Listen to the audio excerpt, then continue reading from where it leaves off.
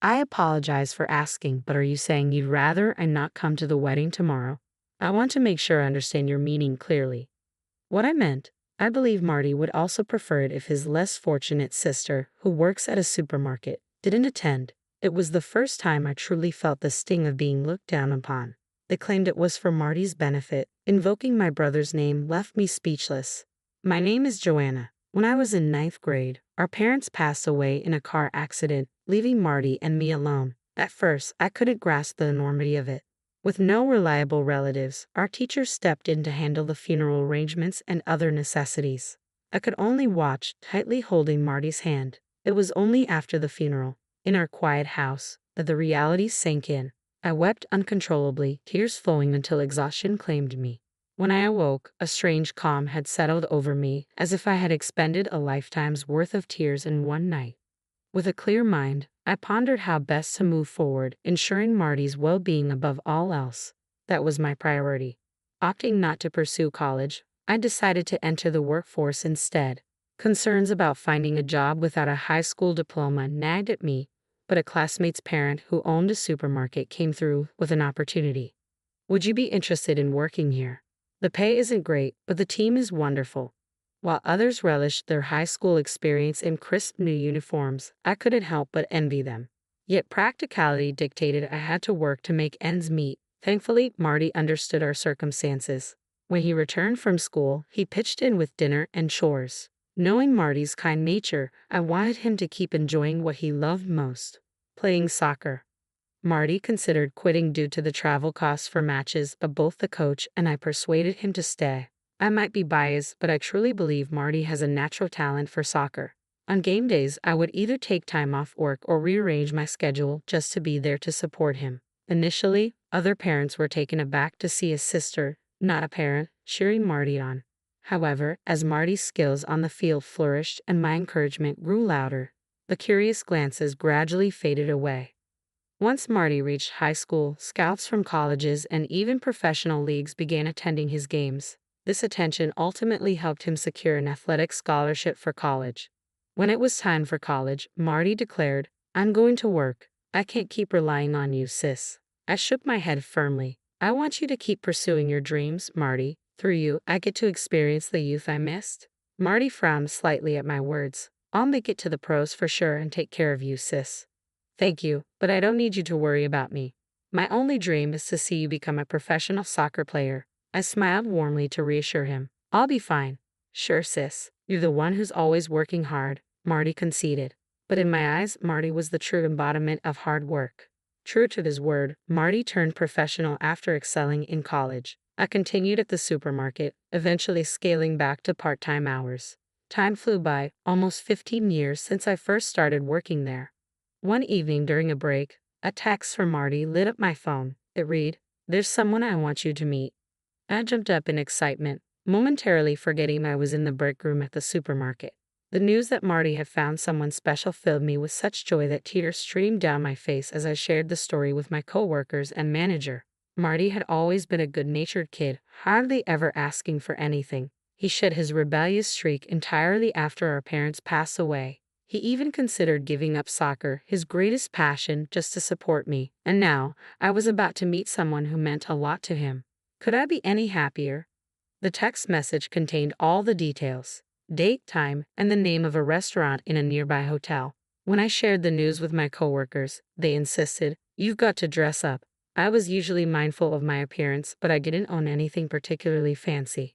After finishing my part-time shift, my coworkers insisted on taking me to the shopping district.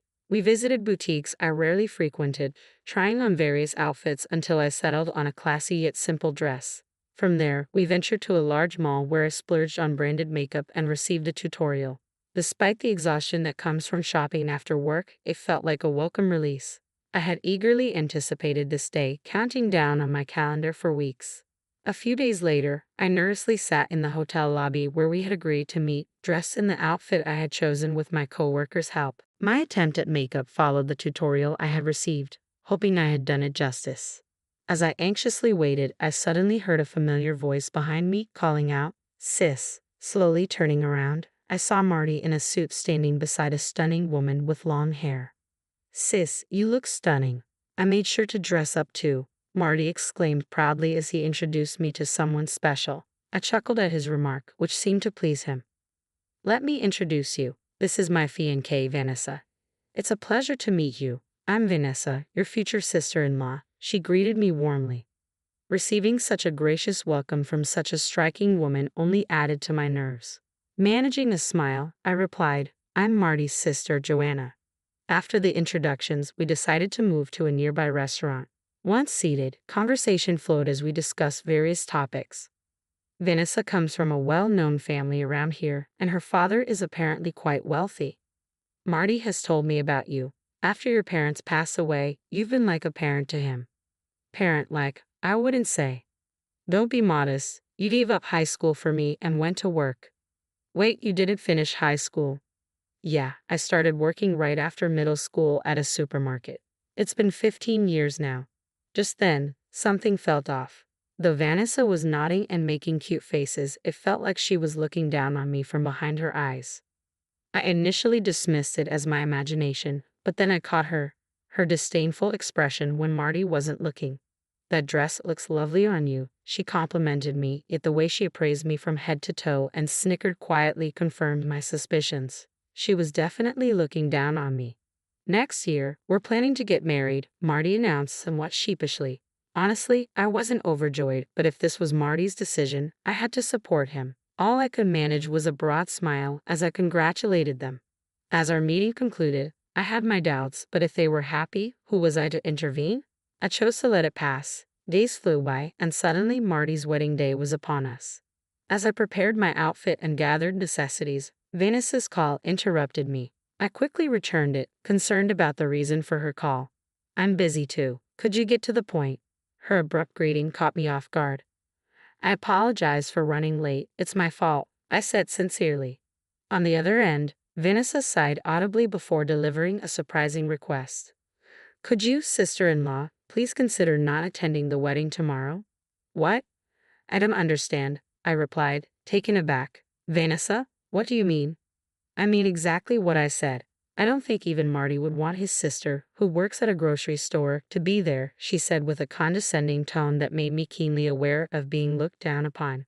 Her disdain was palpable, and she made no effort to disguise it. But I can't possibly miss my brother's wedding, I insisted firmly. Vanessa, that's not an option. As the bride, I decide what's possible. Please don't force me to repeat myself. It's also for Marty's sake, Vanessa countered, a statement that left me with little room to argue. The guest list for the wedding included Marty's coach and teammates, as well as influential figures from Vanessa's family's business circles, people often referred to as elites. I couldn't shake the feeling that my presence as a high school dropout might disrupt the ambience. Marty might reassure me, but I'm sure others won't feel the same. Perhaps following Vanessa's suggestion and not attending would be best. Fine, I won't come. Can I at least send a congratulatory message, even if it feels impersonal, over the phone? If I can't say it in person, then what's the point? Forget it, Vanessa, I said curtly, ending the call. Shocked, I stared at my phone, now silent in my hand. I wish I could have witnessed Marty's happiness firsthand. Shoving my packed bag into a corner of the room, I crawled into bed, deciding to sleep through the day. I had no energy for anything else, and I feared that if I let my emotions surface, tears would follow. I tried to force my eyes shut, but sleep eluded me until morning. When I finally checked my phone, I saw multiple missed calls from Marty, expected, given the circumstances. The family was supposed to leave for the wedding venue early that morning. Just then, another call from Marty came through. Hello, sis, where are you? He asked urgently. I'm on my way, Marty, I replied. I can't do it today, I added after a pause. I could feel the disappointment in his voice. Why? Marty asked softly. I hesitated, torn about revealing the truth. Before I could respond, Marty continued. Did Vanessa say something? Is that why? How did? Before I could inquire further, he cuts me off. Forget it, just come over now. We'll talk later. With that, he ends the call abruptly. Despite my initial decision not to attend, I hastily prepare and leave home, my mind troubled by concerns for Marty and Vanessa. Arriving at the venue, I hear raised voices even before entering the waiting room. Guided by the venue staff, I step inside to witness Marty, Vanessa, and her parents engaged in a heated argument. Surrounding them, bewildered relatives who were meant to be guests look on in confusion. What do you mean not inviting Joanna to the wedding? Marty's voice carries frustration. I can't have a supermarket worker as my sister-in-law. It's embarrassing, Vanessa retorts, her parents nodding in agreement beside her. It's disheartening to see them all aligned on this issue. Witnessing Marty's escalating anger, I see his frustration boiling over. What do you mean I should be embarrassed? Joanna has worked tirelessly her whole life to take care of me, he asserts passionately. Vanessa scoffs at his defense. Because of your sister, I might never marry. You know I should come first, right? That's right, Vanessa asserts confidently, as if it's self-evident. Absolutely, her parents chime in unison. Meanwhile, Marty looks ready to explode with rage. Marty, Vanessa, let's try to calm down. I interject hastily, attempting to diffuse the tension. But Vanessa suddenly notices my presence and snaps. Why are you here? People like you, who work at supermarkets, weren't invited. Leave now. Why does she have to say things like that? I thought, struggling to hold back tears in front of Vanessa. Just then, a voice broke through the murmurs of the crowd of onlookers. Wait a moment, I can't let that comment slide, declared the voice. Its owner pushed through the gathering and stood before us. Coach. It was Marty's team coach, who had arrived early for the ceremony and intervened upon hearing the disturbance. Judging someone by their occupation is unjust, he asserted firmly. Vanessa shot him a pained glance. Even she couldn't maintain her composure in front of the coach. Well, that may be, the coach remarked with a wry smile as he pulled a book from his bag. My initial sadness evaporated, replaced by a rush of embarrassment. Are you sure she's low level, even by your standards? He challenged. That's a bestseller. What does this have to do with anything? I exclaimed, recognizing the book in his hands. It was a novel I had written under the pseudonym Annie. Vanessa and her parents were left speechless. The coach held up the book, revealing my secret identity as its author. The novel traced back to a time before Marty's soccer career took off. When life settled down after our parents' passing, I turned to reading as a solace, often spending time at a library near my supermarket workplace. That library had a public computer corner where I first explored writing, fueled by my passion for books. On a whim, I entered a contest and won, leading to connections with a publishing house. Now, I'm a recognized author of several bestsellers and often featured in the media. I've never heard this story, Vanessa finally spoke after a moment of stunned silence. Marty interrupted sharply. I never mentioned it, but it's true, fixing a firm gaze on Vanessa.